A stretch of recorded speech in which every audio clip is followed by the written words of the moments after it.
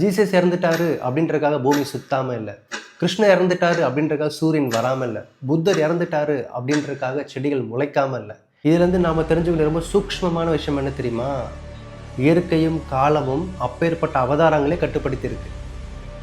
ஆனால் மனுஷங்க நாம் காலத்தையும் மதிக்கிறது இல்லை, இயற்கையும் மதிக்கிறது இல்லை, நல்லதே நடக்கிறதில்ல, நமக்கு ஃபீலிங்ஸ் வேறு.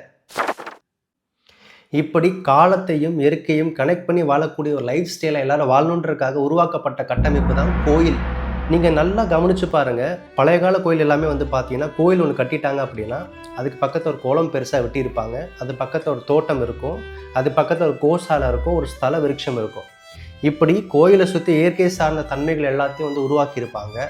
அப்படி இல்லையா, இயற்கை வளங்கள் எங்கே அதிகமாக இருக்கோ அங்கே போய் கோயில் கட்டியிருப்பாங்க. அது ஏன் அப்படின்றத நீங்கள் கொஞ்சம் நல்லா யோசிச்சு பார்க்கணும். உங்களை கோயிலுக்கு போக சொன்னது, தண்ணியில் முங்க சொன்னது, சாமியை கும்பிட சொன்னது, கோயிலை சுத்த சொன்னது, அங்கே உட்காந்து தியானம் பண்ண சொன்னது, இது எல்லாத்துக்கு பின்னாடி இருக்கக்கூடியது இயற்கையோடைய எலமெண்ட்ஸோட உங்களை கனெக்ட் பண்ணிக்கணுன்றக்காக தான். ஸோ இப்பேற்பட்ட ஒரு அற்புதமான கட்டமைப்பு இன்றைக்கே ஒர்க் அவுட் ஆகலை அப்படின்னு கேட்டால், நேச்சரை தான் நம்ம சுத்தமாக பொல்யூட் பண்ணியாச்சு. நல்லா யோசிச்சு பாருங்கள், இன்றைக்கி கோயில் எல்லாமே உண்டியல் கோயிலாக மாறிடுச்சு.